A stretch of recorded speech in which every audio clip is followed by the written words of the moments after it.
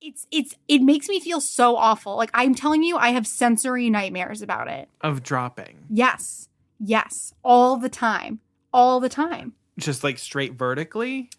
Yes. Or like we're going down a hill? Like vertically. Like, and I have a recurring dream where I'm like literally falling from the sky or like off a cliff. Well, Expedition Everest doesn't drop vertically. It might as well be. No, it doesn't. If I need someone to give me the degree measurement of the drop, okay? And then we can talk about it. I'll find it right effing now. I'm going to look this up. Let's see. 74 degrees. It's nothing. That's pretty bad. I've been on a roller coaster with more than a 90-degree drop where you go. Well, that's just stupid, okay? Kind of like. That's a stupid thing to do, okay? That's just a stupid thing to do.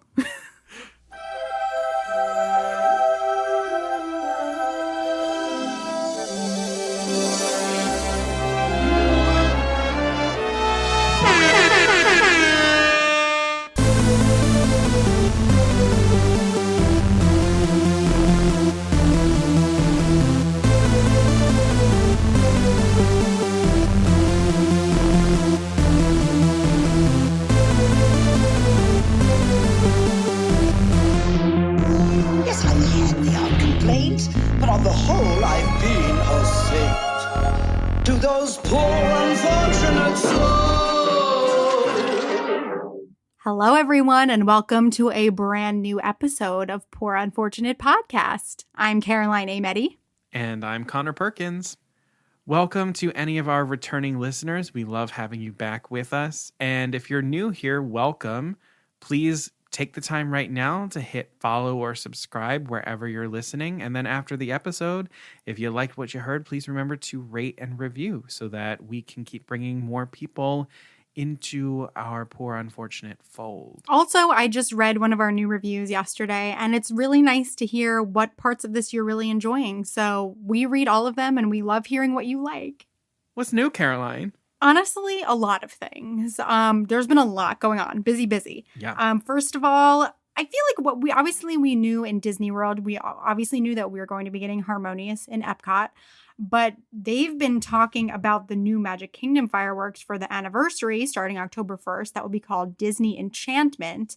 And that will include projections onto all of the buildings of Main Street, which Happily Ever After currently does not feature. So we've got a new fireworks show to look forward to. And there's a new, I forget the name, but there's going to be a new daytime show premiering in Animal Kingdom as well. Oh yeah, with the kites. Yes, exactly. Yeah, I feel like they're never really, quite really sure cool. what to do with the shows in Animal Kingdom. They haven't nailed it yet. The kites from the concept art look pretty nice. Fun. I'm like, kites are a good little thing. I don't know. Yeah. Rivers of Light was good, but it wasn't amazing. They just haven't hit it yet. Yeah. And I'm looking forward to the day that they do. Other things happening in Disney. As of today, when we're recording this, we're recording the day that Black Widow finally comes out in theaters and on Disney Plus Premier Access.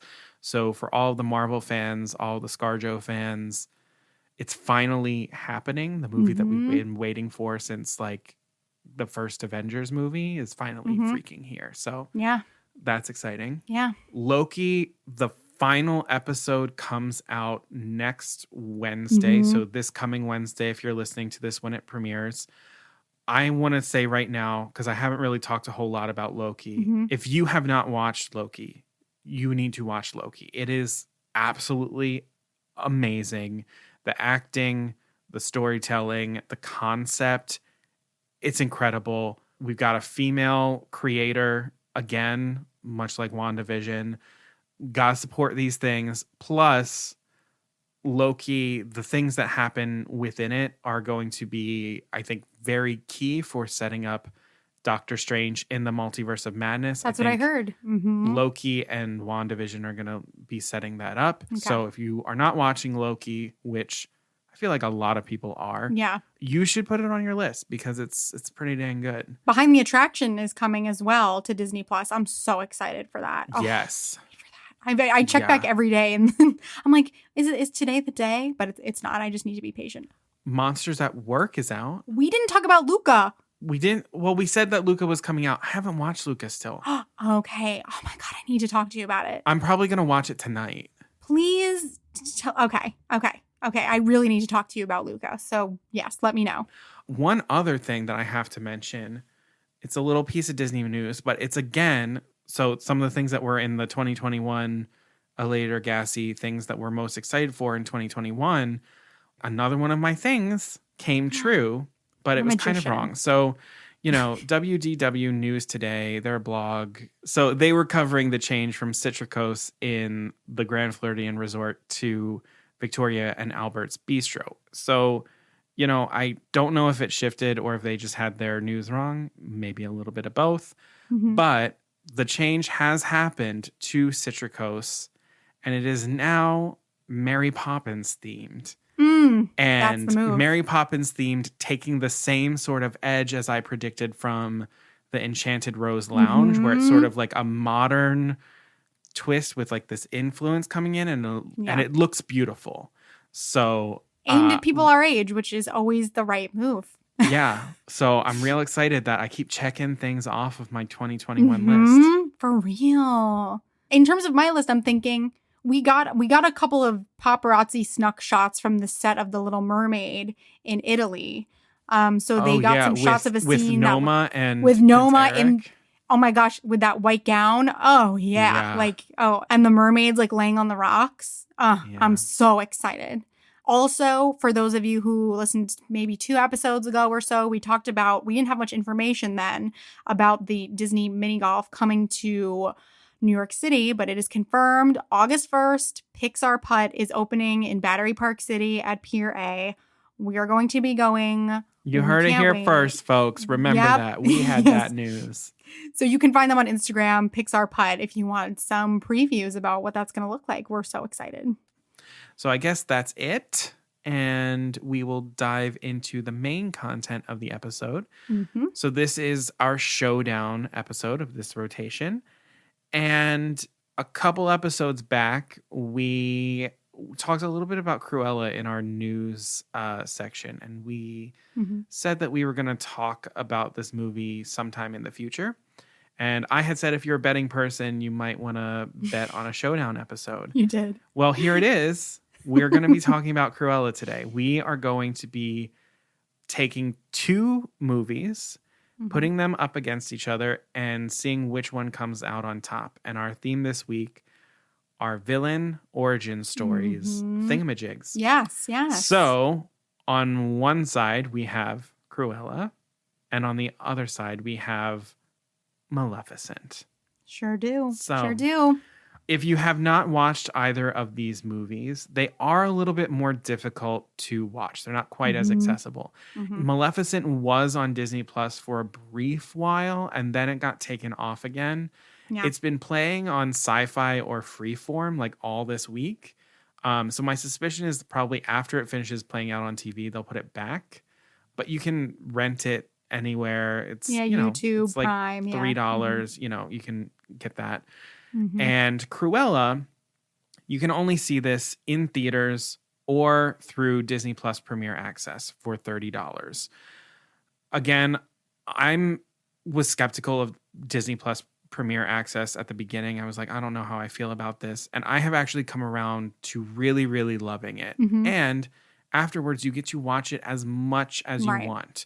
Yeah. So living in New York City, a movie ticket is around $15. I've watched Cruella 3 times. So I've already more than made up for what it would have cost me to see this in theaters. And it's coming out for rental, I believe, in September. And a lot of times that's like $20 already. And you don't get to keep it. It runs out. So I think it's worth it. I agree. So if you haven't seen Cruella, I think this is one that you'd want to spend some money for the Premier Access for. And then if you haven't seen Maleficent, I think it's worth like a $3 rental on Amazon or Vudu or wherever, or Google Play, wherever you might find it. And then you can watch Mistress of Evil on Disney Plus if you want to see. Yeah, Mistress of Evil is on Disney Plus.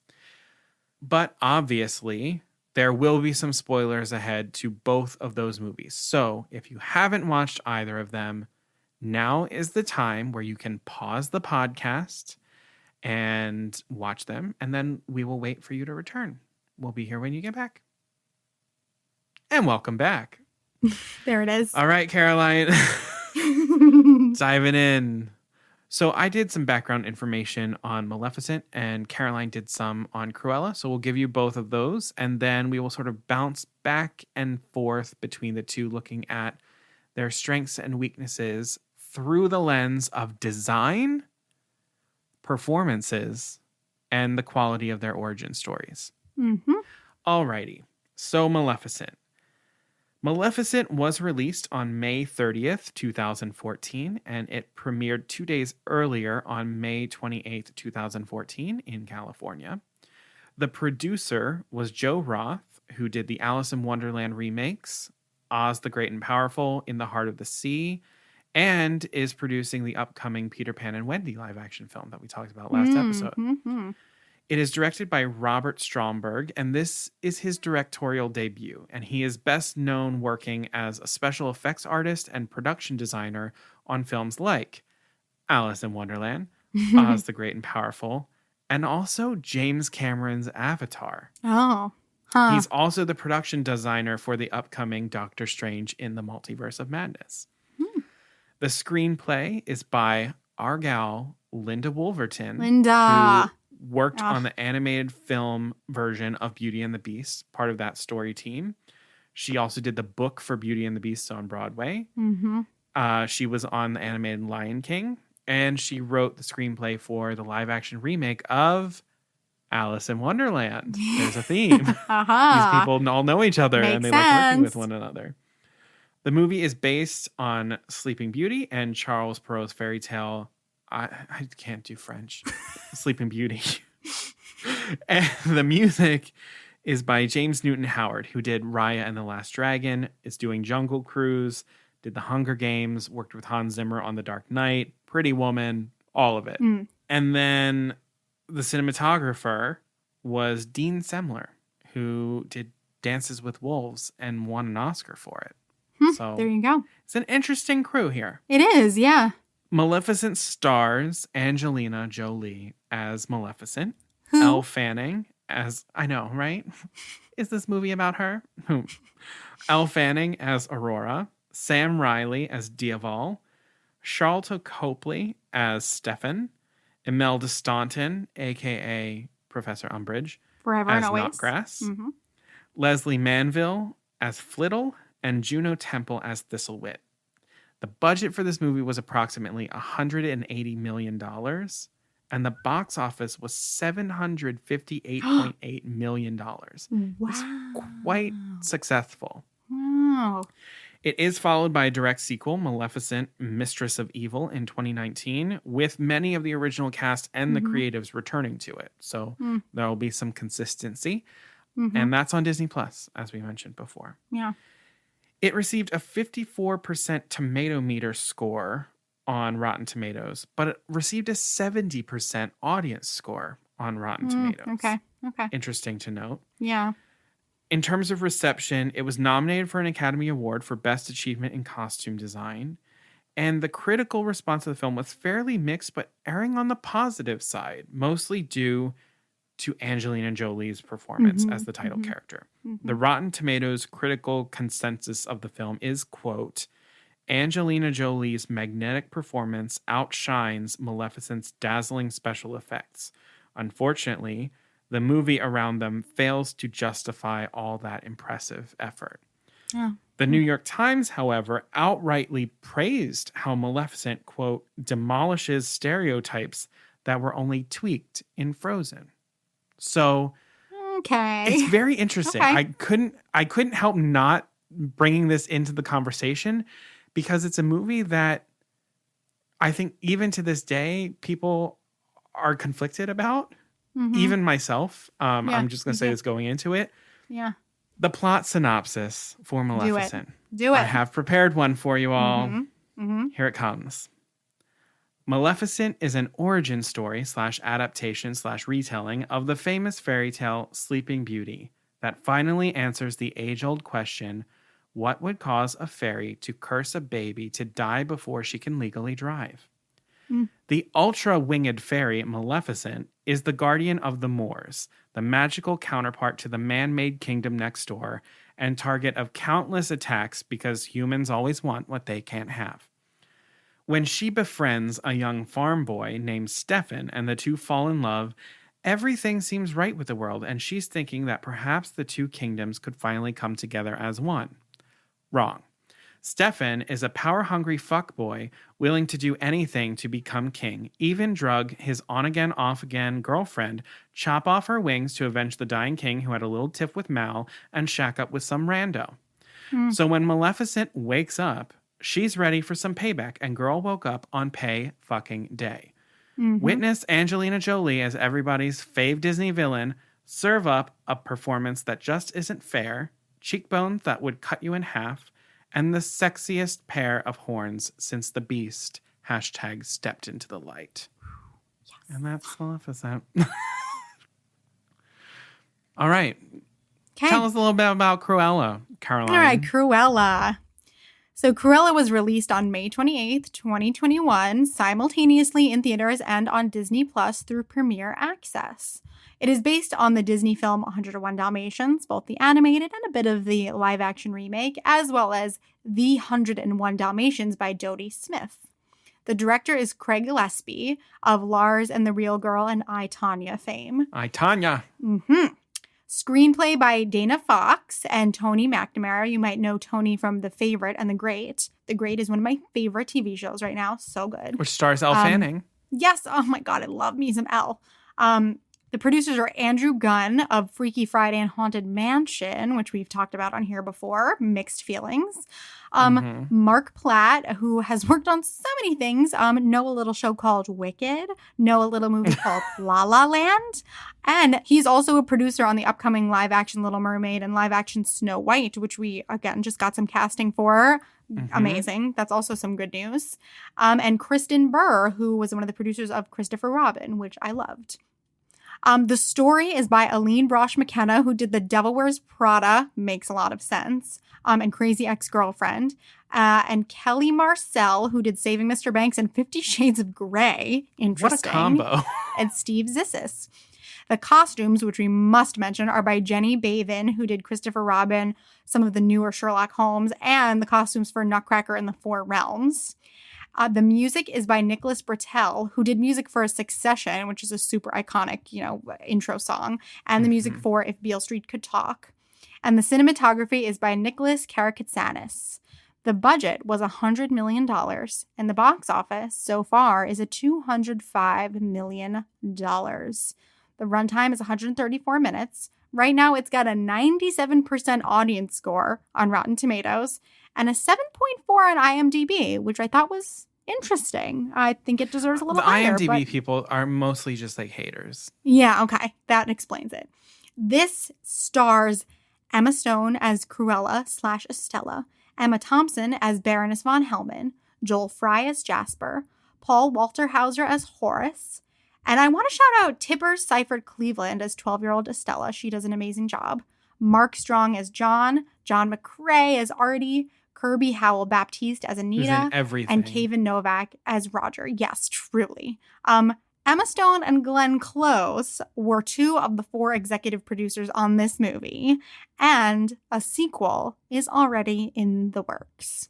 The critical reception for this film was quite positive, with kudos all around for the performances from Stone and Thompson, as well as the overall style and design of the film, especially the costumes and the soundtrack. The New York Times called it refreshing, and famous film critic Richard Roper called Stone wildly entertaining and the film a visual feast. And I concur.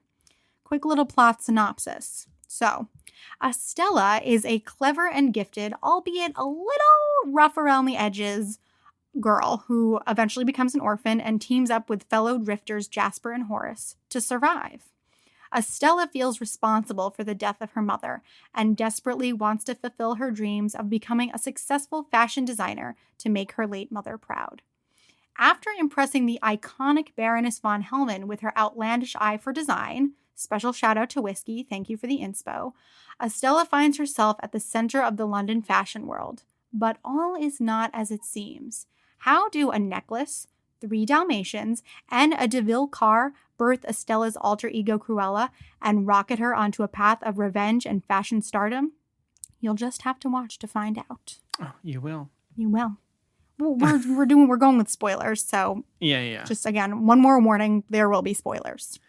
All right, so we're going to now dive into both of these films through the perspective of their performances, their design, and the quality of the origin story, both positives and negatives. So we're going to start looking at the performances of both of these films. So let's begin with Maleficent, shall we? We shall. In terms of positives, strengths of Maleficent, honestly, Angelina Jolie carries this film on her back. Her choices, her voice work, it's fantastic and grounded while also being very heightened. As we usually praise, she bought into the world of this story, heart and soul. Nothing is half-assed, and it's always fully believed by her. The scene where she wakes to discover that her wings are gone is perfectly acted. Yeah, it's hard to watch. It's such an emotional journey of a breakdown scene alone. Matt Zoller Seitz, who writes for Roger Ebert's website, called that scene, quote, the most traumatizing image I've seen in a Hollywood fairy tale since the Christ-like sacrifice of Aslan in 2005's The Chronicles of Narnia, The Lion, the Witch, and the Wardrobe. Yeah. But even besides her ability to play the deep complexities of every scene and every moment, I think her comedic moments cut through so beautifully. They're very full. They're very honest. And I think she gives a truly brilliant performance for a film that I think most actors would not go that hard for. I agree with you. Yeah, I agree. I have Elle Fanning under a positive of the performances because I think her being cast as Aurora was a good move. I don't think she had as much to do in this movie, but I think what she had to do, I really enjoyed. Yeah. So let's talk about the great performances that we have going on in Cruella. Yes. All right. I honestly think that all of the performances in this film are phenomenal. I agree. But I want to give a special shout out to the child actors who open the film. I think sometimes child actors can be a little bit difficult to get right in terms of like the level of precociousness. And I think these actors especially were so important for establishing the emotional core of this story. And they absolutely nailed it. Young Estella was amazing, but I also was really touched by young Jasper. So, Emma Stone's performance. I think her entire performance is incredible. I think what she is doing is perfectly distilled in her monologue at the fountain once she finds out the truth of everything going on with the Baroness. That her performance in general and the delivery of this monologue toes the perfect line of camp, perfect Disney villainy, and then just pure emotional drama and honesty. When I watched it the first time and when I rewatched it, I honestly don't know how she did what she did. There's just so much going on in her eyes, in the level of performance she is giving. I really hope she gets an Oscar nomination. And this performance is exactly what I dream of from a villain origin story, which is capital A acting, small nods to the cartoon, perfection. Like even when you think about the posture that she takes on when she's driving the car. Yeah. It's those little nods to the animated film that are just the perfect amount. And then the rest of it is just straight up good ass acting. Yeah. I think what's most interesting about her in this role is the war between her two characters of Estella and Cruella. It gets her performance really, really nuanced, especially in scenes where you can see the one personality sort of like breaking through into the other scene. For example, when Horace and Jasper are tied up in the apartment and Cruella is facing off with the Baroness, Estella like breaks through in that moment and she says this is between us and asks her to let Horace and Jasper go. Yeah, but then quickly like, even though they're imbeciles. Imbeciles that they are, then goes right back to Cruella. And I'm like, that is very well acted and very cleverly written. And I that was just like one moment where I was like, there's some really, really good work that is happening here that I think in most live action remakes where you can lean so much on the original story or in an origin story when you're leaning on the original property, you might not necessarily do. and they're doing it here. And Emma Stone is putting in the work for this. And I honestly, and we'll touch on this a bit more when we talk about the value of the origin story, but wherever they decide to go with how evil Cruella is going to get, I think Emma Stone set that up as a possibility, or maybe we won't go that far. I think there's options for both, and I think that's really her performance brilliant. is like so explosive at times, where like you can see like she could do anything at any time, which is exactly what Cruella needs. Yeah, I agree. And then Emma Thompson. I mean, it goes without saying that this performance is incredible, but I think what's really cool about it is that it so easily could have fallen into the stereotypical Miranda Priestley type performance that honestly, like any actor could probably do. Not as well as Meryl, of course, but it just didn't. This performance was so incredibly idiosyncratic. I'm thinking about the specific moment when she and Estella are in the restaurant, like having lunch. The olive? And the way that she ate the olive and then tossed the toothpick onto the table was so specific. Whether or not you have the killer instinct, that's the big question. Yes. Oh my God, it's so good. And then she tosses it. And then I even think about, and I don't know if she thought this through, but it's Emma, so I'm going to assume she did. The way that she moves her mouth in this movie reminds me of the cartoon Cruella. And I think that is so, okay, because here we go. We're going to start doing the spoilers. She's her mom. So that would make sense. And the way she moves her mouth looks just like the cartoon. And I just like, it's like, so like brilliant. Kind of droops on the one side. It droops and then it's sort of flat and straight in other moments. I don't even know how to describe it, but it's brilliant. Brilliant. It's incredible. Oh my God. I mean, I'm going to be in love with her for the end of time. But the moment that I was like, I do, is when she throws her lunch out the window. Yes.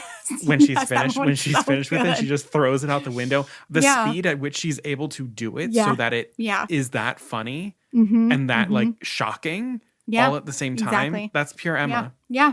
This is the woman who broke down for us in Love Actually to Both Sides Now. Both Sides Now. She will always give it to us. I mean, every single one of these, these performances, I could take a moment. We don't have that much time. So quickly, Joel Fry touched me so much as Jasper, and the fact that he's clearly like in love with Estella broke my heart every time he's trying to get her to come back to reality. And he's like, I miss the old you. Beautiful, but he still was Jasper from the cartoon. Yeah. It was just, again, perfect balance. And then seeing Mark Strong, who I think is one of the most brilliant actors actually ever on the planet, take on the supporting role with so much grace was amazing. And then getting John McCrae as Artie, he's a treasure. And I just loved every bit of casting in this film. I really did. Yeah, well, I have to very quickly talk about Paul Walter Hauser because Yes, I knew you would. I left that to you. Yeah.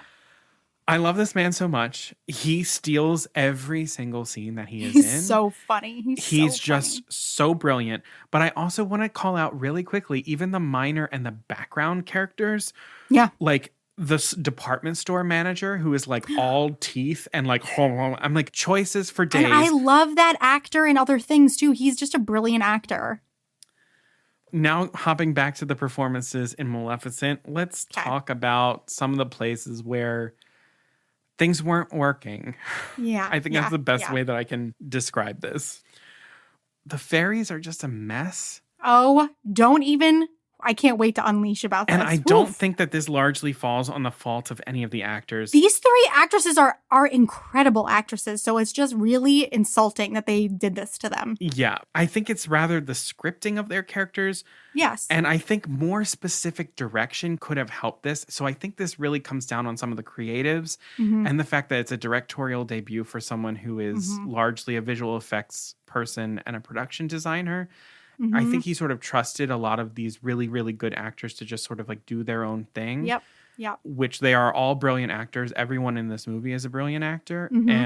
That doesn't mean that an actor doesn't need direction. Yeah. Because I couldn't really tell the difference between a lot of these fairies, what their personalities were, where in the original film, Flora, Fauna, and Merryweather have very, very distinct personalities from one another. And I was expecting that in this movie, and it didn't happen. The CGI of the fairies is, I think, directly linked to their performance because as a computer, you're now deciding how these characters behave. They're being animated, but They never feel like they're being approached with like the sensitivity of an animator over at Walt Disney Animation Studios would have.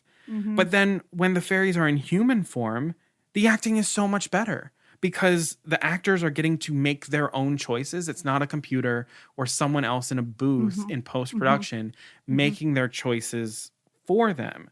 I'm like, I don't know how you found a way to ruin an Imelda Staunton performance. And Leslie and Juno, I as the love fairy. them. What the hell? Like if you're going to do the digital work, you might as well just do the digital work to shrink them. That's what I'm saying. Or I was like, just fully animate them because the superimposed faces were just terrible. Well, they weren't even like superimposed. They were like, it was the kind of like Polar Express sort of thing creep factor, where it was like ultra realistic. But it's animated. No. It was strange, and it created this sort of like uncanny valley situation. Wait, did you truly just say that? Because I have that in my notes. It was the fairies are fully uncanny valley. Oh, I just said my that. God. I didn't have it written down. It just sort of like I just. I have it written down. Uncanny valley, and I'm like, I wonder if Connor's going to know what I mean by this. Oh my God! No, I know exactly what you mean. That video. That's exactly what they are. Thank you. Yeah. Okay, thank you. But then, okay, the next performance that I think is Elle Fanning. I just think her Aurora is largely forgettable, which to me is unusual for Elle Fanning because she is so talented and she's really like her. And she's usually the highlight of the thing that I see her in. I don't think there are really any moments in the film that stick out as exceptional for her. And I think that's part of the reason why I think she's forgettable is because there aren't any moments really built for her to make any sort of like big, bold choice about the character. People don't know how to give this character any agency. Aurora is largely a prop in every movie to tell the story of other characters. And so I don't think that anything substantial was really added to her character in this movie. She's just generally happy and is deeply curious. And that's really what I get from this Aurora. And the other thing is Elle Fanning has this grit and bite about her that sort of naturally comes into every role and makes things really, really interesting. So if they were doing a rougher Aurora a la Snow White and the Huntsman sort of situation, it would have been that would make sense to me. Cool. That would be really interesting. But they were just sort of straddling two different Auroras without committing to either one. Like they kind of wanted to do the graceful Aurora, but they also wanted to do the sort of like Snow White and the Huntsman Aurora, but they didn't pick one. And I'm like, you can't do both because they're at odds. Either you're going to do one that's evocative of the original movie, or you're going to do one that's like very different to sort of maybe color the character a different way. And so that's why I think her performance just sort of fell for me. Isn't really any of the choices that she was making, but rather that she was given a character that didn't allow her to make any choices. Yeah. Let's talk about some of the weaknesses in the Cruella performances. I hate to be so annoying, but I don't have any. I know. I only have one thing written, and it's just kind of mine is only when you do a direct comparison, as we are doing, of Emma Stone to Angelina Jolie. Which I think I have a note later in this that I'm like, this is my least favorite thing to do, but that's the game that we're playing right now. So yeah. Exactly. So I have, I love Emma Stone in this part. And I think comparing her performance directly to Angelina Jolie's is really difficult and kind of unfair because they have very different tasks ahead of them. And they both did them. Like they achieved and if not went beyond. I do think in just sort of like outright villainy, Angelina gets to a deeper place than Emma does when she's doing like villainy. I do think so. Wow. Okay. But I think Emma Stone, as I said before, she nails the explosive personality of Cruella where she could do anything at any minute. So honestly, this is just me to say Emma Stone's performance is brilliant. Angelina Jolie's performance is brilliant. I think if I had to compare them directly, I'm more impressed with Angelina's performance. Oh my God. Okay. Wow. But I think that also it may have to do with her performance against the backdrop of the film and the script that she was given. Interesting, versus Emma finding that against the backdrop of the film and the script that she was given. Okay. Because for me, I know this might sound surprising. I could imagine maybe some other actresses playing Maleficent. I think Angelina was absolutely amazing. But I'm like, oh, I'd be interested to see these people try it. Where Oh, with really? Cruella, I was like, it has to be Emma for me. See, I'm the same way with both of them. I think it okay. has to be Emma Stone for this young Cruella part. But when I saw Angelina Jolie as Maleficent the first time, I was like, there is no one else. Like, there is no one else who can do this. There's no one else who looks this way. And when they announced that Angelina she does look amazing. She looks I'm like, perfect. Yeah. It's perfection. I mean, oh my God. Like, just it's the moments, even when she's just sort of like sitting in silence, when she's like in the Forbidden Fortress, like Forbidden Mountain Castle. Yeah. And she's just sort of like sitting there alone. There's just more weight to her role that she deals with that I don't think Cruella has to deal with. That's the thing. I don't doubt that Emma Stone could go there, but I feel like to get to the place where Angelina went with that role is far and above the task that she was given. And that gets a lot of points for me. Okay.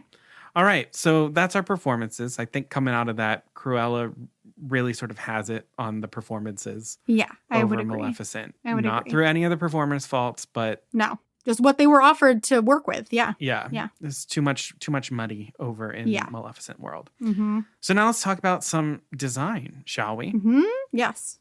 Alrighty. So with Maleficent, first thing I want to talk about is the scenic and production design, because I think that they really shine in this film, and it makes sense based on who our director is. So I think the use of the real sets, practical sets, blended with the blue screen CGI enhancements and backgrounds make every single location, as fantastic as they may be, feel grounded in some sort of sense of reality within a fantasy story. So like the Moors, they have the potential of being just one big CGI mess. And when we aren't doing a heavy action scene, I don't think that they are a CGI mess. Because we have real water for Aurora to splash and throw mud in, real grasses, real trees for the actors to interact with. And it makes me think a lot of Alice in Wonderland, to be honest, when I was watching this. That makes sense. Yeah. Because in Alice in Wonderland, nearly everything was blue or green screen. And it started to irritate me after a little while. I do enjoy that movie, but I'm just like, is nothing real here? Like everything is CGI.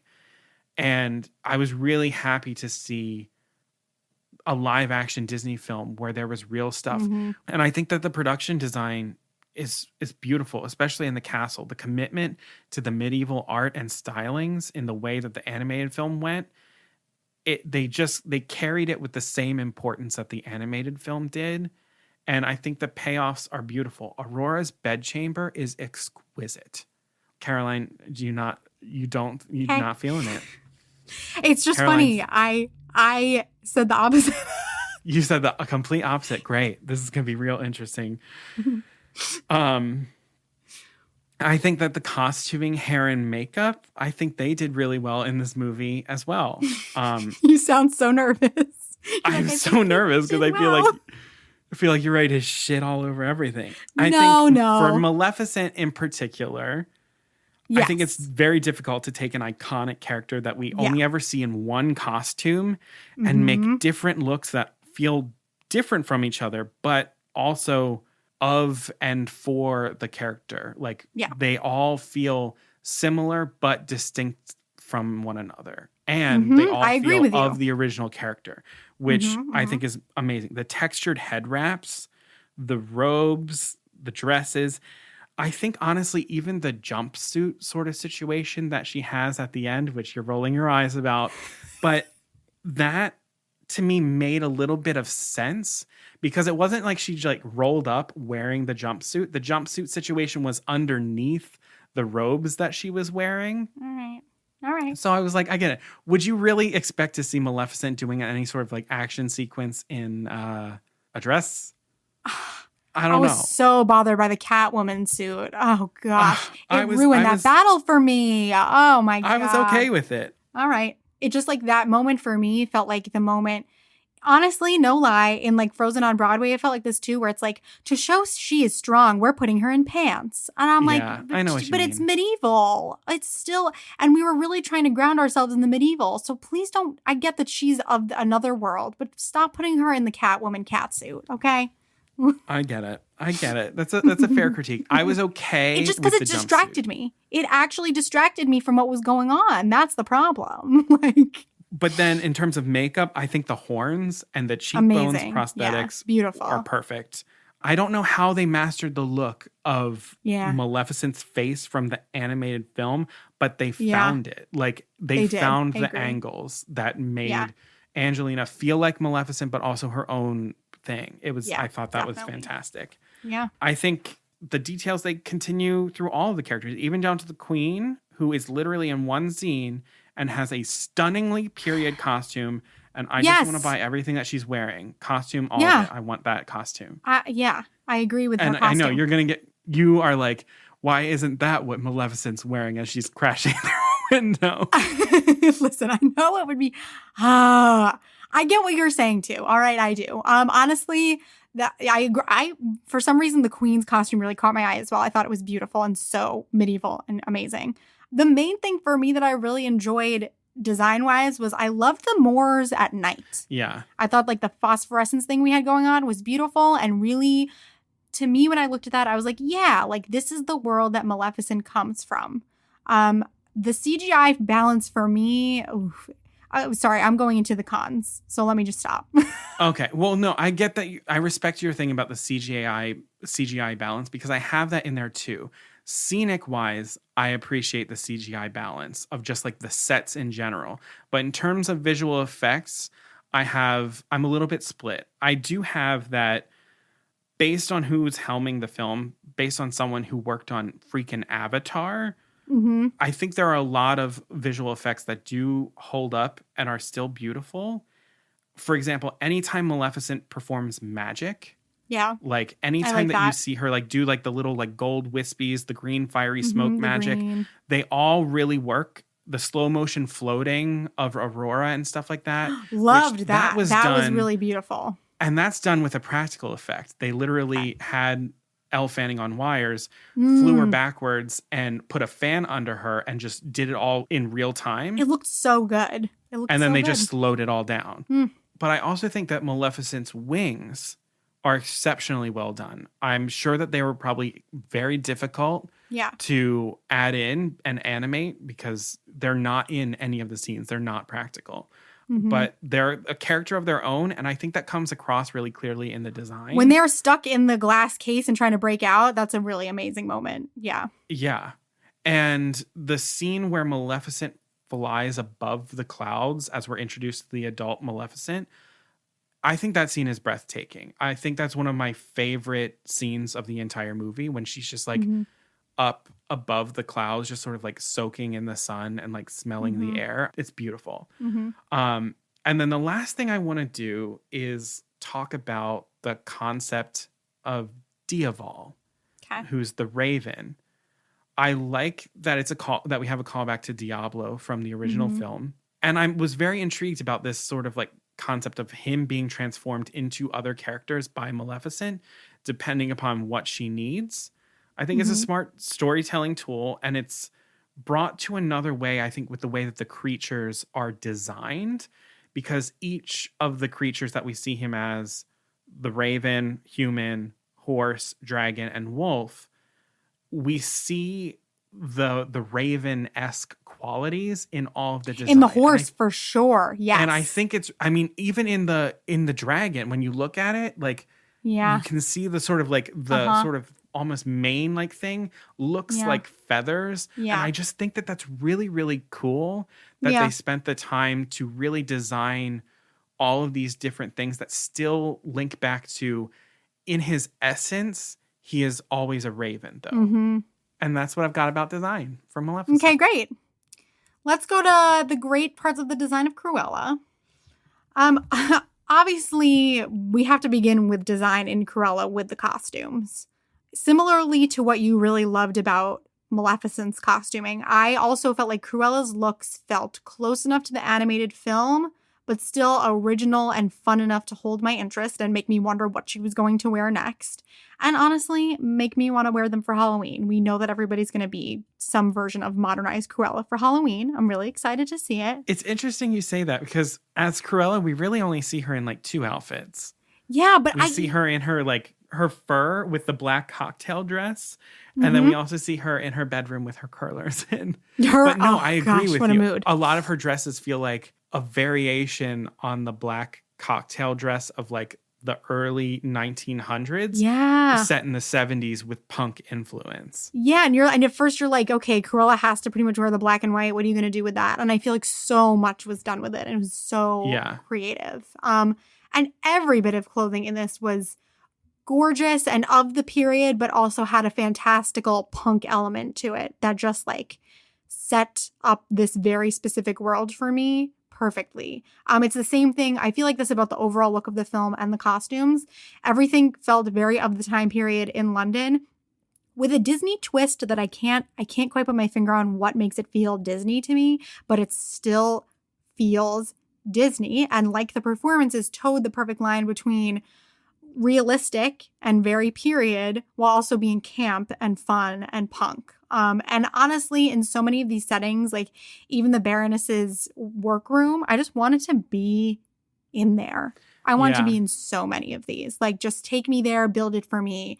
I want to be in it. And I think the music was such a huge part of this. From the composed pieces to the soundtrack of actually period music, it's amazing. And in my first watch of the film, for a second, I was like, oh, this period music is a little bit jarring for me. It's too much. But then when I rewatched, I was like, no, it's perfect. It solidifies this film even further as a freestanding, just like good ass movie, all Disney connections aside. And I think that's overall what the huge win of this film is in general, is it can stand alone.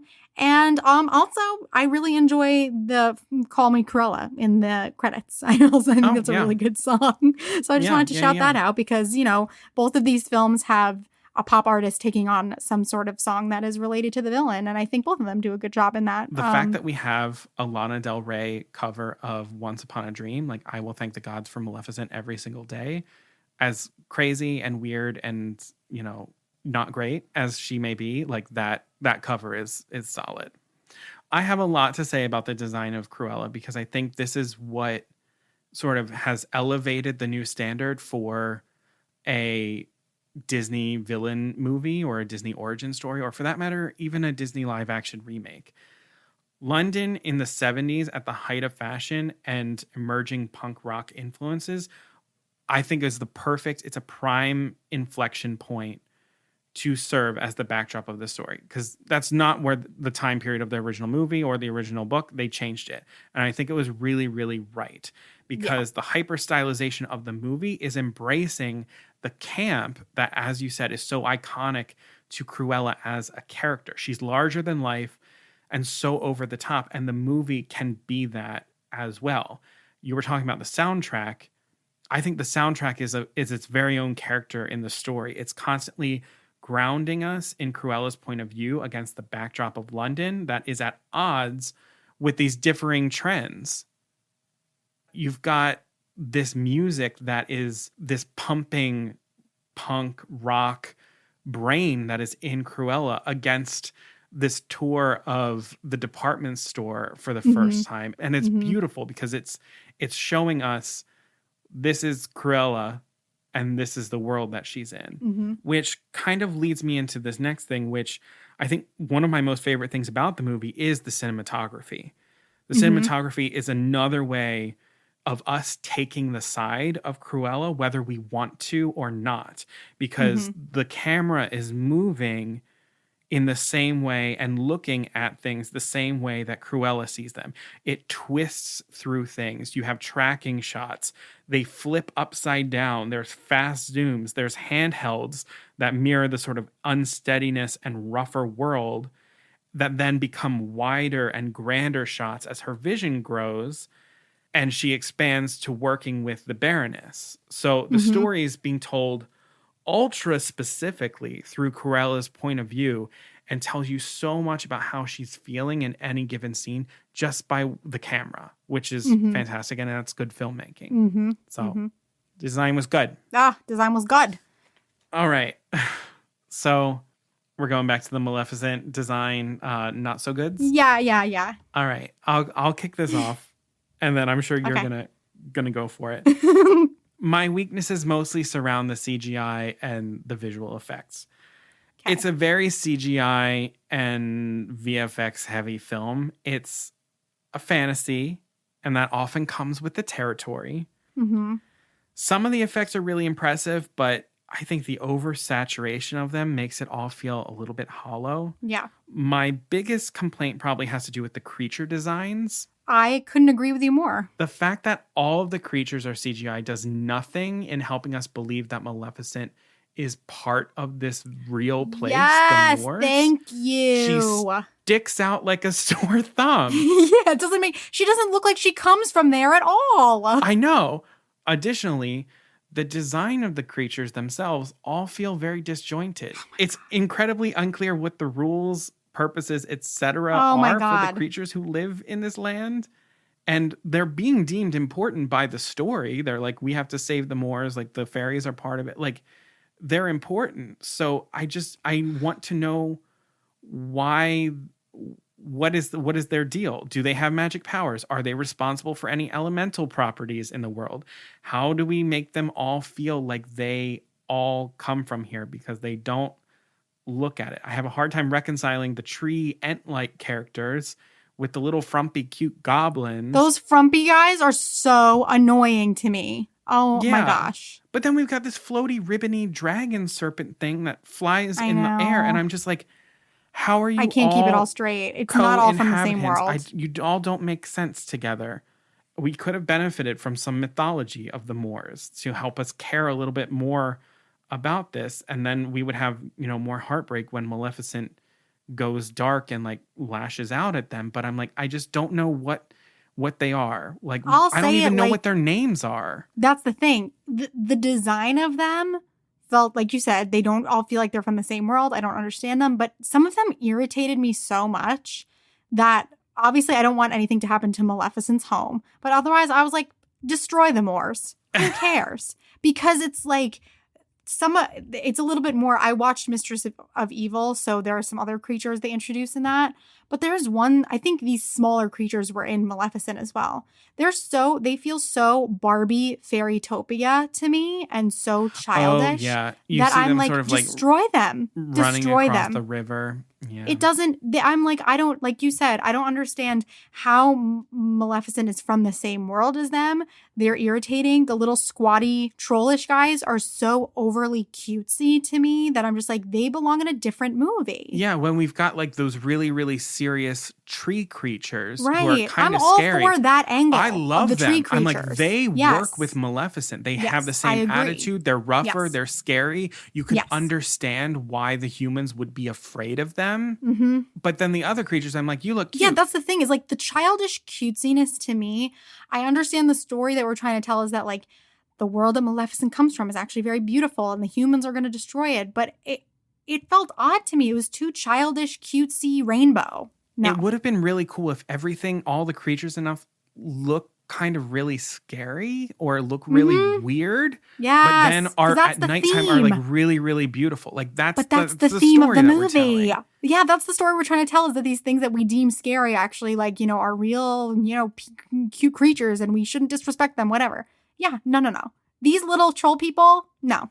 Again, in terms of creature rules for the Moors, how do we handle humanoids, especially fairies? I don't understand how the three that we have and Maleficent, they're all fairies, but only Maleficent gets to actually be played by Angelina Jolie. Like, I don't get it. I don't understand.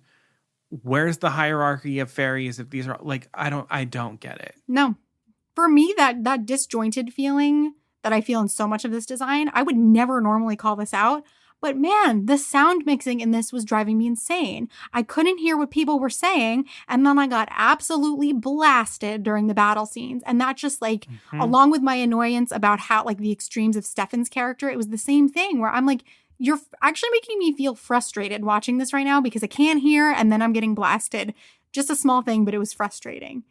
Interestingly, like, you know, I get what you're saying in that you thought that the references to the medieval things from the animated film were good. For me, I thought more fun could have been had in the overall look of this, either with really leaning into the medieval historically accurate costuming in the human world, which they kind of did, or I could have used, maybe not in Maleficent's costumes, but maybe in Aurora's, I could have used, again, either choosing to go even more fantastical when she's living in the moors, or doing some really medieval send-ups of her costumes from the animated film. For me, one of the most exciting and my favorite parts of live action remakes is seeing what they do with these iconic looks that we know so well.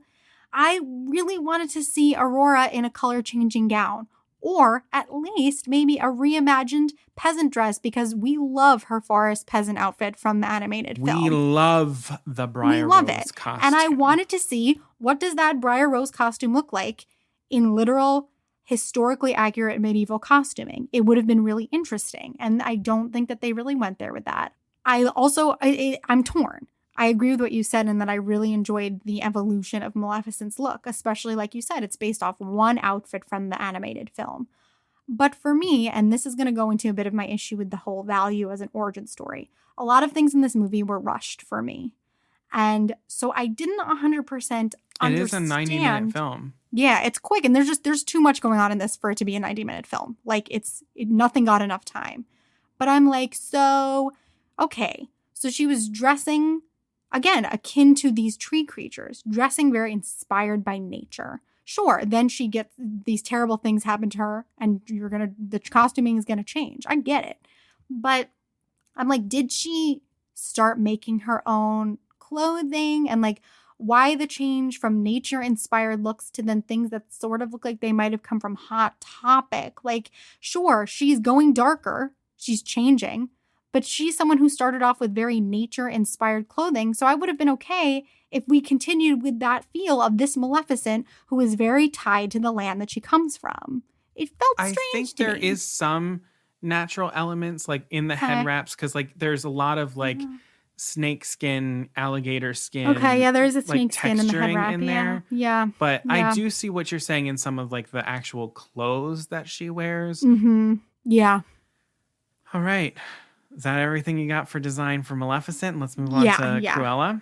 For Cruella, really the only thing that stuck out to me strangely design-wise was the moment at the climax of the film. The parachute? When she's on the parachute and she's... The parachute, yeah. And she's in the water. It's so CGI. Oh my God. The parachute moment awkward. Made me and Gabby laugh, scream out loud. Like we were cackling. But at the same time, I can kind of forgive that because it is so campy. There's no way I was going to say it's so campy that it fits almost. Exactly. Yeah. She basically makes her skirt. It almost felt like an Yzma moment. Yes. Which makes sense. Which they're very much in the same vein. So I'm like, okay. Yeah. Okay, I very quickly forgave the parachute moment. It just really bothered me. Yeah. I mean, I just wanted to say that there are some parts of the design where when we do have CGI in the background that it's not always the best quality of CGI. And I think it's because money was being spent elsewhere. I wouldn't change that, but I'm like, it does sort of stick out a little bit to me. The quality of the origin story. I'm ready. Okay, here we go. Let's go in into Maleficent. Let's talk about some of the strengths. I imagine that you probably don't have many. I've got a major one, and that's kind of all. Great. So script-wise, I appreciate Linda Wolverton a lot. She knows a lot about how to write a good script. I don't always think that happened as well as it could have here. But she does know what you must keep and what you can fuck with. And she knew from the get-go that she would keep the throne room scene almost word for word. And it's so nice that she does because it's a really good grounding checkpoint for us. We need it so badly in this. Oof. We needed it. And she was a writer who's like, I know what people need. And she gave it to us. So I watched some of the special features, the featurettes of the movie. And in one of the featurettes, Wolverton was saying that one of the first questions she asked herself was, how could this character curse an innocent? Mm-hmm. And she kept going through versions of the story. And in the original text, Maleficent, the character, is described as a fairy. And then that was her light bulb moment where she asked herself, where are her wings? The other fairies have wings. And then she answered it with, they were taken. And I think the storyline of Maleficent's wings being taken from her and that violation of love and trust is wholly believable as Maleficent's driving force for Agreed. seeking revenge on Stefan. I believe it entirely. I think it was the best choice they could have made as a cornerstone origin story moment. Mm-hmm. And then I have a lot of respect for some of the smaller explanations of things that we have. So like some things from the original film, like, for example, her staff, where we don't need a big fancy explanation for it. Mm-hmm. Her wings got cut off. She needed a needed help walking stick. walking, She picked right. up a twig, and that's how she got it. Mm-hmm. I appreciate that some of those things were Yeah. like, how'd she get her staff? She was willing to answer some things very simply. Mm-hmm. Because I think so many people, when they're writing an origin story, get so caught up in every small detail Mm-hmm. that then it becomes a mess of details and Yeah. not just what's important and what's not. It gives us a clear path for the wings to be like the big thing. And then back to Dioval, I think he's an interesting character. And again, there's a simple explanation as to why she needed him. She doesn't have wings. She needs him to be her wings. But then the added element of giving this character some humanity to him, I think that was a nice twist on the character of Diablo, who is literally the only character that Maleficent trusts in the original film. And now we have a character that she can riff off of when you have a character who is largely alone. I think it was a smart storytelling choice. And that's it. That's that's what I got. I want to give this movie claps for just being pretty much the first of its kind. It's a difficult thing to do. It set the tone for origin stories that are more adult and dark and period specific. And that is definitely no small feat. And it's probably a little bit nerve-wracking for Disney to try to do. I think the places where I felt like it could have gone deeper are just from the fact that Disney was in uncharted territory.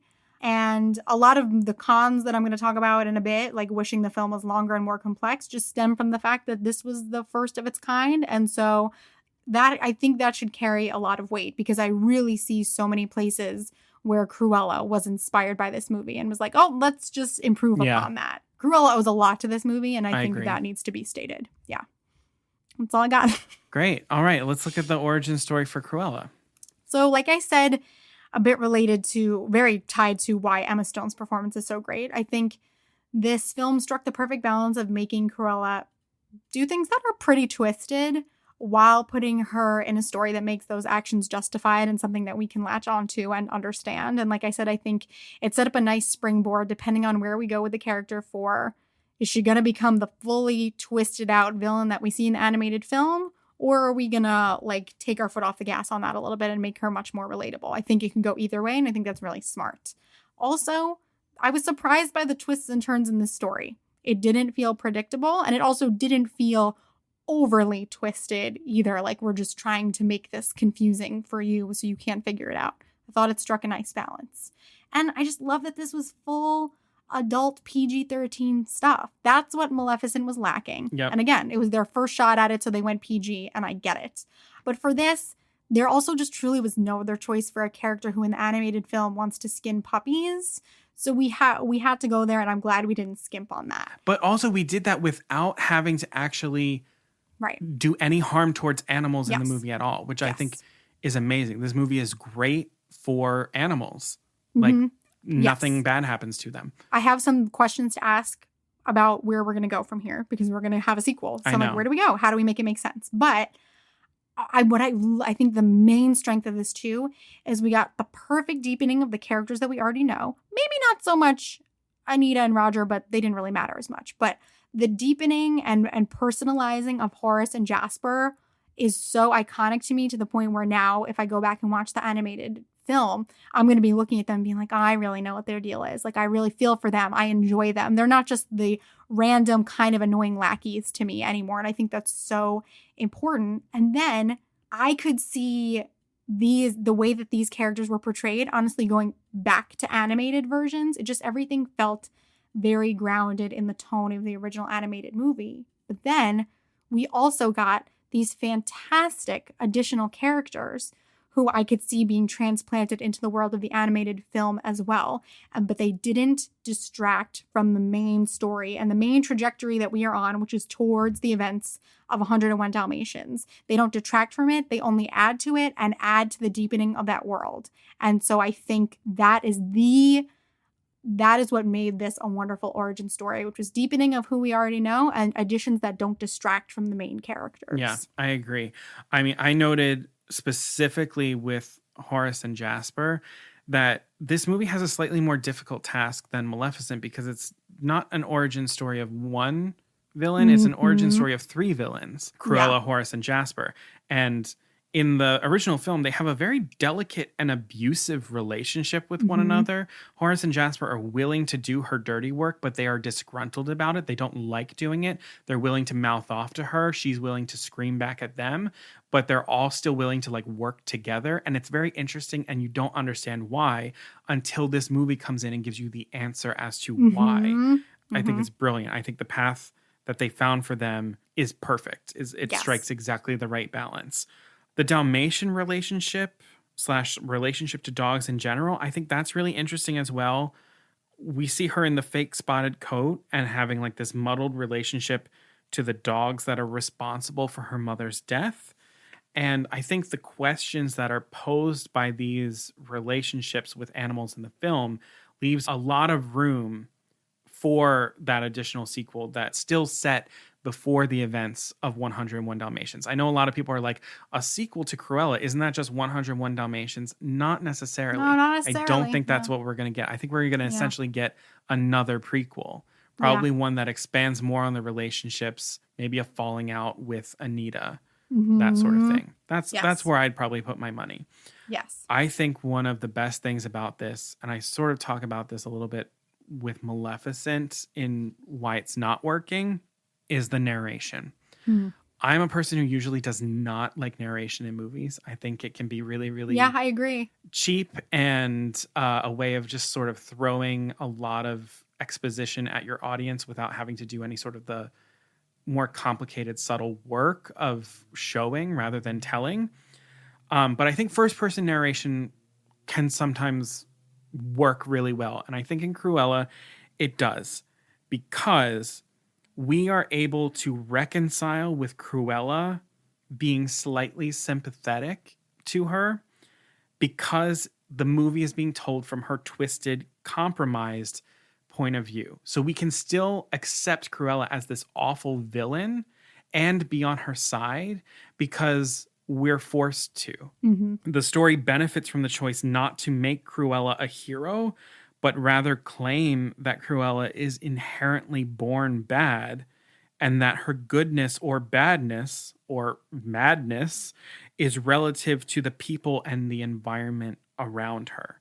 I think this film is at its core an anti-hero story for sure, because even when Cruella performs actions that are morally correct, the motivation behind them is still in her own self-interest, which is a difference to Maleficent, who she is not quite an anti-hero because her evil is actually an exception to the rule.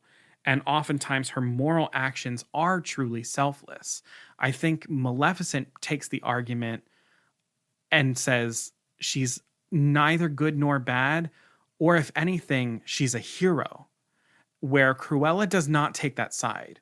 Cruella, we are getting that this character is bad. She has a level of badness that is biological almost to her, that she will never be able to escape. And the journey is, when does that come out and when does it not? And then any sympathetic feelings we have are because we're just seeing it from her point of view. Okay. The weaknesses of the story for Maleficent. So this story is an origin story combined with a revision of the original Sleeping Beauty story. So it's definitively not a companion piece in the way that Cruella could be considered a companion piece. Instead, the film is taking a villain and, like I said, making the claim that she isn't bad and she isn't good. In fact, for one of the most evil villains in the Disney library, she's really only evil for like 1, maybe 2 scenes in the entire movie.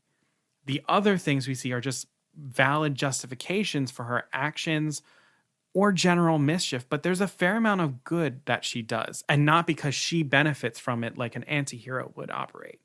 We are to accept that she's inherently good until this one really, really bad thing happened. And the story completely flips the script on who is evil rather than letting us revel in Maleficent's wickedness. Mm-hmm. Stefan is the evil character in this, not Maleficent.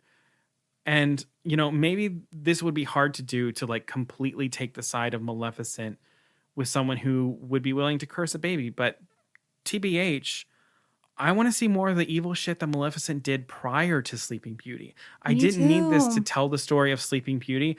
I want to see her interactions with the 3 good fairies and their story. Yeah. We don't get that.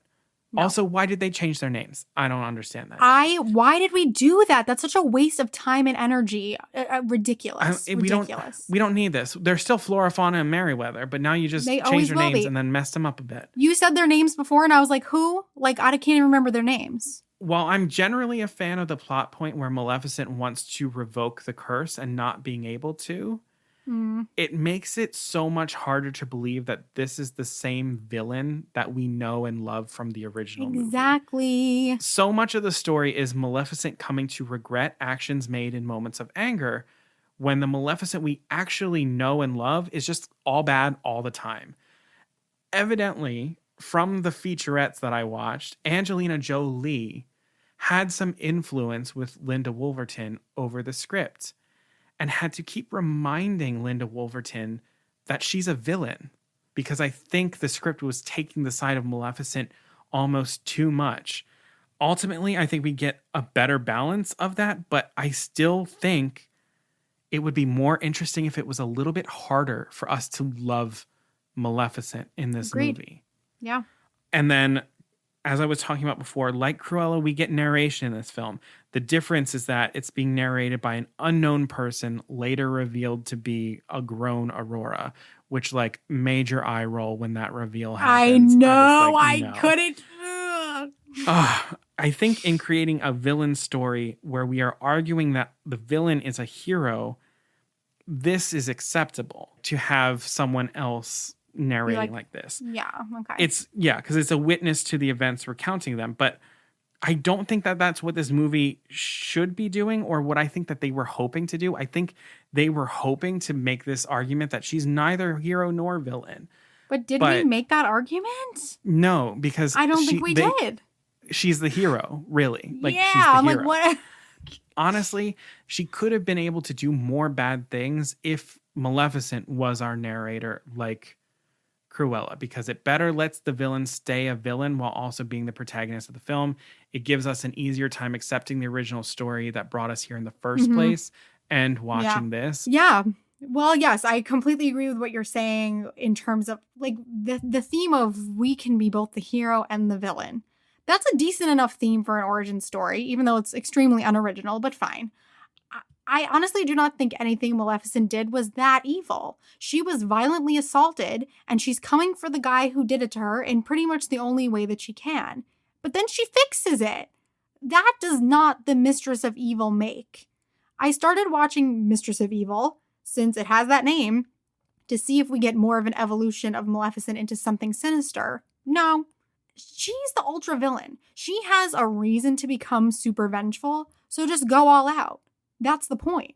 I wouldn't have minded some true villainy in this because it's totally justified. And I don't need villain origin stories to prove the villain was actually good.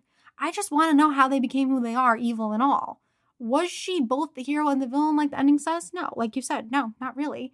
And a lot of, again, I think some of this is because A lot of these plot points felt very rushed. This is not, I'm going to draw a couple of parallels, unfortunately, but we need Wicked level time to explore this kind of story. If we're going to make it be that she was completely misunderstood, you need more time. Some of the plot points that felt rushed to me were, honestly, Maleficent meeting Diaval and him suddenly becoming her minion. That happened in like 1 minute. It really did. Again, we didn't have time, but it's fast. Aurora waking from her slumber. Incredibly fast. And again, I get what you're saying. Now I see it in a different way in that it's not a companion piece. But I actually kind of missed that a little bit. And I missed, I know everything can't be explained, like you said. It's just, I agree. I don't like when every single thing has to be explained. But I did miss the kingdom being put to sleep along with her. And I'll get to that in a minute. But maybe, like you said, maybe this all could have been saved if we just tried to tell the story of Maleficent without it leading into the events of Sleeping Beauty. Her origins plus the retelling of the story we know takes a lot of time, and we didn't have it. And moments from Sleeping Beauty that were skipped over or changed, the things that were changed either felt pointless or made some moments feel like they were missing something. Like the fun of origin stories is filling in the gaps of the story we know. I'll keep referencing Wicked. I'm sorry, but Wicked is the gold standard of this. But fine, I get it. We're not doing a companion piece. But I don't know. If you change too many plot points and deviate so far from the events that actually happen, for me, some of the fun is gone. If you can't make a major plot point work, the solution isn't to just eliminate it for me. I mean, like you said, changing the fairies' names, total waste of effort. Silly. I miss the kingdom being put to sleep. And I guess this is because in this version, the 3 fairies are useless and not helpful, which leads me to my next point of the fairies in general were just total trash in this. They're the main characters of the original movie. Yes.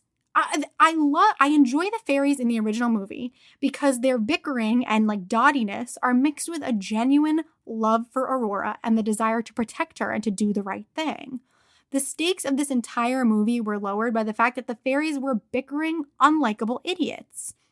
I know that we're supposed to really love Maleficent in this, but I think the story would be so much more compelling if they were a bit more of a match for Maleficent in terms of capability. Yeah. So this would just became silly and frustrating. Because the fairies do help thwart Maleficent to her death in the original movie. Right. Like, we have to have some kind of force to equalize this. Otherwise, there's no stakes. Flora enchants the blade so that it strikes Maleficent's heart. And that's exciting. That's some nice magic. Yes. And everything that happened with Stefan. Like, there was nothing to like about this guy. And I don't find that very compelling. The story would have been so much more nuanced if he had been forced into a situation where he had no choice but to hurt Maleficent, as this would once again highlight the fact that people can be both hero and villain, good and evil. It would have been heartbreaking if he and Maleficent had more of a forbidden kind of love story going on, rather than him just ending up being a selfish fuckboy. I would have loved becoming more of the origin story for Maleficent. He was just overall hard to watch. Him becoming the source of evil in the story, it doesn't line up with the film at all. There's like no hint of that. And I get it. It's the backstory. It's everything we don't see. But it leaves, to me, lots of sloppy gaps. And him becoming the ultimate villain just feels very forced to me. And the deepening of the old characters plus the creating new ones it wasn't as successful as Cruella. Because, like, okay, yeah, the character of Diaval is super cool. Up until I rewatched this, I did not even remember that was a thing. So he didn't stick with me. We didn't even get we get all the, the more creatures, I guess. But we didn't get a new character to pique our interest. I guess it's not necessary, but it worked so well in Cruella that I think this film might have benefited from that. So much of this film just didn't match up with the events of the animated film to the point that I get. The point is that stories get twisted as they get passed down. But I don't know, Aurora becoming Queen of the Moors was a little bit odd for me. And it pretty much just left her kingdom as this dark, awful place that just got kind of abandoned at the end of the film, which is not what happened. So you have to make some major things match up here. Oh, I thought she's the Queen of the Moors as well as the Queen of the other place. That's exactly what I thought. Until you watch Mistress of Evil, and it's like, no. She's like, no, we gave the castle to the people. So she just paced out and went to the moors, and that was it. What? No. Yeah. And I was like, no, that makes no sense. I love the Once Upon a Dream in the credits. But then when you really think about it, the theme and event of that song were nowhere to be found in this movie. So it kind of felt lazy. Like, what did that have to do with anything that happened in this movie? Nothing really. It was a fun nod to the animated film that we're kind of leaving in the dust at this point. And she met Prince Philip once. Their meeting was so fast. And it was not romantic really at all. It was so awkward. It was like, no, not good. No. And so what did we gain from this origin story? Okay, I guess that things aren't as they appear. I would have preferred to focus on an aspect of the story that I found the most fascinating, which was Maleficent saying that true love does not exist after having her heart broken. If Maleficent's story was about someone being burned by the idea of love, that would explain to me why she becomes the mistress of all evil. That's a major thing. Although true love's kiss coming from Maleficent, it's a nice idea. I disagree with what that review that you quoted before said. I think they did a way better job of that idea in Frozen, that love doesn't always have to be romantic love. It's better in Frozen. So I'm not sure what the point of it was in this. And that's kind of all I have to say. Wow, she came for the New York Times as well. Cruella, let's talk about the weaknesses in the origin story here. Okay. On a lighter note, I can't put my finger on why exactly, but I didn't love the way that Roger and Anita were incorporated into the story. I could have either eliminated them altogether, or they could have taken on a much more important role. Like, she and Cruella have known each other for a while. We could have, sure, she helps publicize Cruella. That's important. But for me, I could take her or leave it. And then the end of this movie, like you said, I would like if the sequel doesn't go right into 101 Dalmatians. I'd like another prequel. Mm-hmm. But, okay, so the mid-credits scene, tying the movie in a little bit into the events of 101 Dalmatians, it didn't work for me. You're telling me that Pongo and Perdita are related and are going to go on and have puppies together? Ew. They're from the same litter. That is a huge flaw. Like, how did we okay this? It literally, factually, doesn't really make sense if you're going to try and tie it. Does that sometimes happen with dogs, though? I guess. But no. Come on. Your brother and sister, and they're like, ooh, hottie alert. No. Like, ew. See, I liked the mid-credits scene because I came away with that being like, whoa. It thickened the plot for me in that, like, when Cruella comes it intrigued for me. These puppies, it's even more than just to, like, she planted them there in the first place. Like, she's willing to go that low. I do, however, like in Cruella that they embrace the backstory that Cruella is Anita's old schoolmate. Mm-hmm, mm-hmm. So I like that Anita is this sort of like driven professional sort of thing. So I'm okay with Anita in this movie.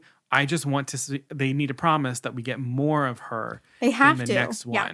The next one has to be a falling out between Cruella and Anita. Mm-hmm. Cruella doing something really so bad that Anita's like, I can't be a part of it.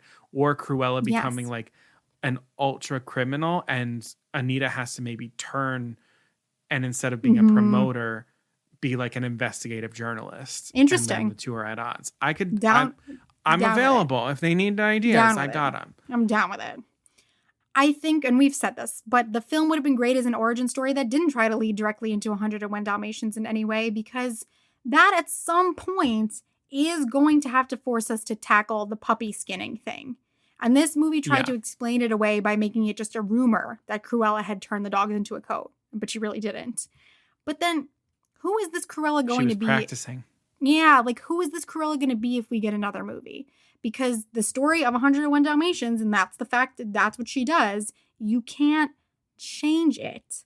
So even though I loved that we found a way around it, because that was my main concern when I heard they were making an origin story of Cruella, you can't go that way forever. All of that aside, my one other complaint is just something that kind of rubbed me the wrong way. The origin of the Baroness's villainy and evil nature is very closely tied to the fact that she doesn't want to have a child. I am obviously not advocating for killing your newborns. That isn't, wanting to do that is evil. Yes. But she expresses to Estella in the film that she hates to see women who have unlived dreams just sitting in a drawer, unlived. And that's a very valid reason for a woman not to want children. So then when John tells the story later, yes, he's not making a direct connection, but there is a connection between the Baroness's dismay at being pregnant with the fact that she's a narcissistic person. And I have a huge problem with that connection. Ooh, it's actually making me really angry right now because it's such a cornerstone of why she's the ultimate bad guy. And it is okay for women not to want to have children. That's very interesting because I had a sort of different perspective of her villainy. I sort of always assumed that she was always a narcissist and always bad and like evil, and that she just didn't want to have this kid, and not wanting to have the baby / killing the baby was just like another evil thing that she's probably done in her life. As opposed to this is the thing that sort of triggers her villainy. But that's an interesting perspective. There still is a link. It's muddied the waters in a way that is not helpful. It leaves the door open for people to perceive a lot of different things from it. It's just many of which that I think are not good. What you said is true in that like she's always a villain. She's always been this bad person. But then when you specifically show her finding out she's pregnant and being upset, that's a real thing that happens to women. So it's not okay to just blend that into the story of this is what evil people do. Evil people are upset when they're pregnant. No, that is not okay. So that scene specifically is what made me go, oh God, that's what was bothering me. I think I never equated the two together of like, she doesn't want to have the baby because she's evil. I think I interpreted like she wants to kill the baby because she's evil. Right. So that's why I wish they had left out the scene of her being upset at her being pregnant. Because if we only saw the fact that she had the baby and wanted to kill it, I'd be like, evil. See, I always take into account her villainy is the fact that she has killed many, many, many, many, many people. It seems from the way that she talks to Cruella, where she's like, you need to be more specific about who I've killed because I've killed a lot of people. Right. But I still see what you're saying. I'm not trying to discount what you're saying. No, I don't think so either. What I want to remember is like that things like that, those like subconscious things, like kids take that in. Yeah, people kids absorb latch that onto it. Yep. And they just put it into the same category, and it's not. So that's the only reason why. I think it's subconscious things. You got to be careful. I don't really have a whole lot of notes about the weaknesses of the origin story. I really bought very much into it. I was pleased with it. And I really want to see more of the build up to the climax of the original film. I want to see how we get to those places. And I don't mind sitting in this prequel land for longer. I'm excited for what's ahead. Yes. But I was very pleased with this story. So I think it's pretty obvious in a way that hasn't been in the last couple showdowns. Yeah. We're very Team Cruella here. Cruella is our winner of this showdown. Maleficent did put up a good fight. Maleficent was the first, was a trailblazer. Yeah. When I first saw it, I really loved it. Yeah. When I first saw it. Yeah. And I think Cruella has just elevated this genre into which is so great. Something so exciting. new. Yeah. And I'm interested to see who's going to try and dethrone Cruella next. So I know. Oh my God. Maybe we'll finally get our Ursula story. Oh my God. We will come alive. Wow. We will. We really will. All right. So that's going to do it for us for this episode. Thank you so much for bearing with us and listening to this. I know this was a hefty one. If you liked what you heard, please remember to rate, review, and subscribe or follow wherever you're listening to this podcast, especially those ratings and reviews. They do a lot for us to get us out there, to entice other people to come take a listen to it, and to make sure that people see us when they're looking for their next favorite podcast. So thank you in advance for that. And please come and follow us on social media. We are at Poor Unfortunate Podcast on Instagram and Facebook, and we are at Unfortunate Pod on Twitter. And we would love for you to join our private Facebook group, the Poor Unfortunate Fam, where we can connect more personally with our listeners and y'all can interact with each other, discuss the episodes, discuss Disney news. We would love to welcome you there as well.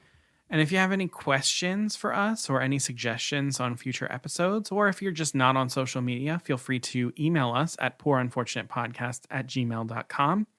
And then the last thing that I'll say is that it does take us a little bit of money to keep the podcast up and running and coming to you. And we do have a PayPal account where we are accepting donations. It is linked in the episode description below, and it's also in any of the website links on our social media accounts. You can make any donation in any amount that you would like. You can make $5, $10, $50. You can make it monthly. You can make it just a one-time donation.